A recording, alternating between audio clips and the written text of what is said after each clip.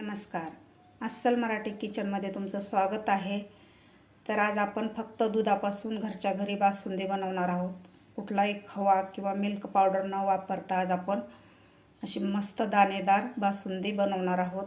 चला तर मग रेसिपीला सुरुवात करूया. आज आपण बनवणार आहोत बासुंदी.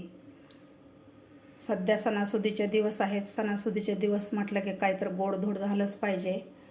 तर आज आपण बनवणार आहोत फक्त दुधापासून बासुंदी. तर त्यासाठी मी इथं 1.5 लिटर दूध घेतलेलं आहे. हे दूध म्हशीचं दूध आहे. म्हशीचं दूध थोडंसं घट्टसर राहतं. आपल्याला म्हशीचं दूध वापरायचं आहे शक्यतो. तुमच्याकडं म्हशीचं नसेल तर तुम्ही गाईचंसुद्धा वापरू शकता.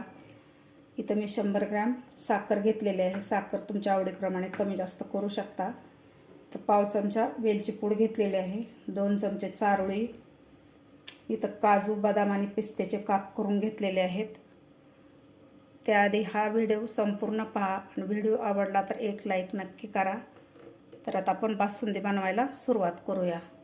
इथं मी थोडीशी पसरट कढई घेतलेली आहे. थोडीशी पसरटच कढई आपल्याला वापरायची आहे आणि थोडीशी जाडसर वापरायची आहे. बुडात जाड असली पाहिजे. यामध्ये आपल्याला थोडंसं पाणी घालायचं आहे म्हणजे दूध खाली चिटकणार नाही. पाणी घातल्यामुळं दूध खाली लागणार नाही आहे. यामध्ये आता आपल्याला हे गरम करून घेतलेलं दूध घालायचं आहे.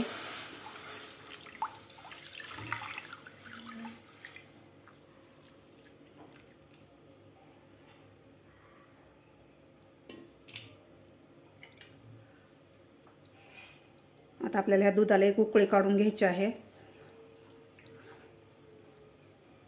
गॅस आपल्याला फुलच ठेवायचा आहे सुरुवातीला.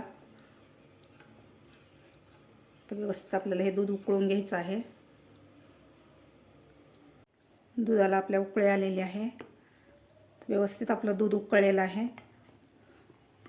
आता गॅस आपल्याला कमी करायचा आहे. दूध उकळल्यानंतर यामध्ये घालायचं आपल्याला थोडंसं केशर, म्हणजे आपल्या बासुंदीला कलर खूप छान येतो. दूध उकळल्याच आपल्याला यामध्ये केशर घालायचं आहे म्हणजे केशरचा कलर आपल्या दुधामध्ये खूप छान उतरतो. आता गॅस आपल्याला कमी करायचा आहे आणि याला एकसारखं हलवत राहायचं आहे. यावर साय जमा नाही झाली पाहिजे. साय जर जमा झाली तर त्या साईचा एक ठिकाणी गोळा होतो आणि आपली बासुंदी अशी दाणेदार होत नाही. त्यामुळे एकसारखं हलवायचं आपल्याला. यावर साय येऊ द्यायची नाही. आणि जे कडाला पण हे दूध लागतं ते आपल्याला हे चमच्याच्या साह्यानं ह्या दुधामध्ये घालायचं आहे. अशा प्रकारे ह्या दुधामध्ये घालायचं आहे. कडाला जे साठलेलं आहे मलई ते 2-2 मिनिटाला आपल्याला याला हलवत राहायचं आहे. आता आपल्याला हे 30 ते 35% दूध आपल्याला आटवून घ्यायचं आहे. एकसारखं याला आपल्याला हलवत राहायचं आहे.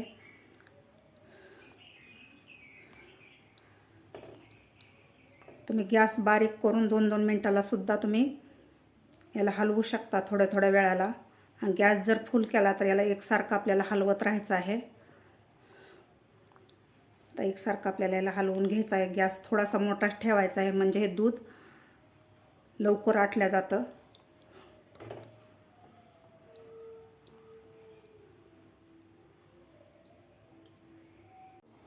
मी गॅस मोठाच ठेवलेला आहे आणि याला एकसारखं हलवून घेतलेलं आहे. 15 ते 20% दूध आपलं आटलेलं आहे तुम्ही बघू शकता. आणि केशर घातल्यामुळे आपल्या दुधाला कलर खूप छान आलेला आहे.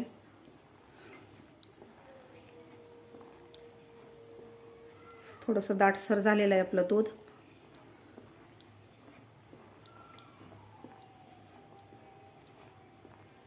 आता आपल्याला गॅस मोठाच ठेवून एकसारखं याला हलवत राहायचं आहे म्हणजे याच्यावर साई येणार नाही आहे आणि आपली बासुंदी अशी मस्त दाणेदार तयार होते.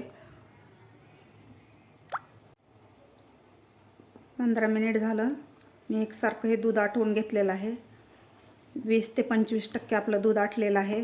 तर ह्या स्टेजला आपल्याला घालायचं आहे ड्रायफ्रूट. ड्रायफ्रूट आपल्याला फ्राय करून किंवा भिजवून घालायची गरज नाही. ह्या स्टेजला घातलं म्हणजे व्यवस्थित शिजले जातात आणि शिजल्यानंतर ड्रायफ्रूट खूप छान लागतात बासुंदीमध्ये. आणखीन आपल्याला हे 10 मिनिट आपल्याला दूध उकळून घ्यायचं आहे, आटवून घ्यायचं आहे दूध.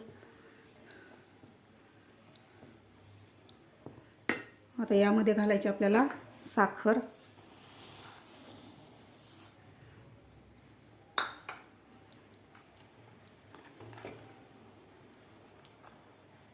आता गॅस आपल्याला बारीक ठेवायचा आहे आणि याला एकसारखं हलवत राहायचं आहे. तुम्ही बघू शकता कडेने सुद्धा अशी मस्त मलाई साठलेली आहे. ते आपल्याला अशी या दुधामध्ये घालायची आहे.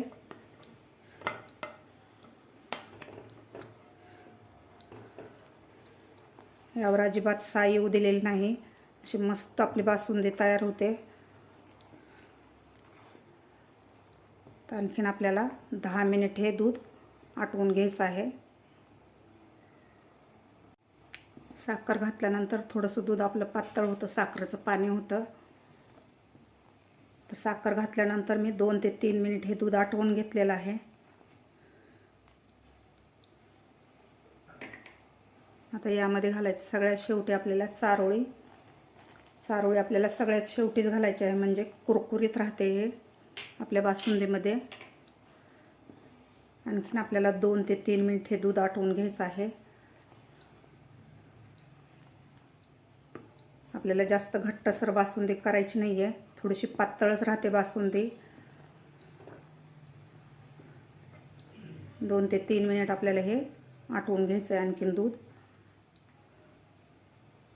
चारोळी घातल्यानंतर मी 3 ते 4 मिनिट हे दूध आटवून घेतलेलं आहे. दूध घातल्यापासून मी 30 ते 35 मिनिट हे दूध आटवून घेतलेलं आहे. मस्त झालेली आहे आपली अशी बासुंदी. तुम्ही बघू शकता.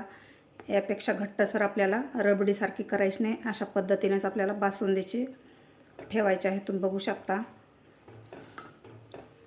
यामध्ये घालायची आपल्याला सगळ्यात शेवटी वेलची पूड. मस्त झालेली आहे आपली बासुंदी. 4 ते 5 लोकांना पुरेल एवढी आपली बासुंदी तयार झालेली आहे. असा कलरसुद्धा मस्त आलेला आहे. तर आता आपण गॅस बंद करून ह्याला खाली काढून घेऊया. 10 मिनटं हे बासुंदी मी थोडीशी थंड करून घेतलेली आहे. तुम्ही बघू शकता असे दाटसर झालेले आहे. थंड झाल्यावर तुम्ही हे गरम गरम पिऊ शकता किंवा तुम्ही थंड करून पिऊ शकता किंवा पुरीबरोबर सुद्धा तुम्ही हे बासुंदी खाऊ शकता. खूप छान लागते. आता आपण हे सर्व करून घेऊया. आपण हे सर्व करून घेऊया.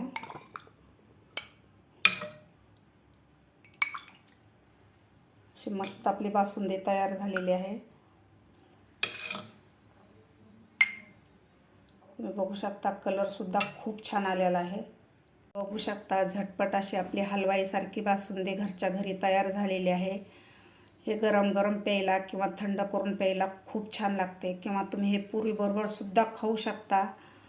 काहीतरी आपल्याला गोड खायची इच्छा होते किंवा सणासुदीला तुम्ही अशी झटपट बासुंदी घरच्या घरी बनवू शकता.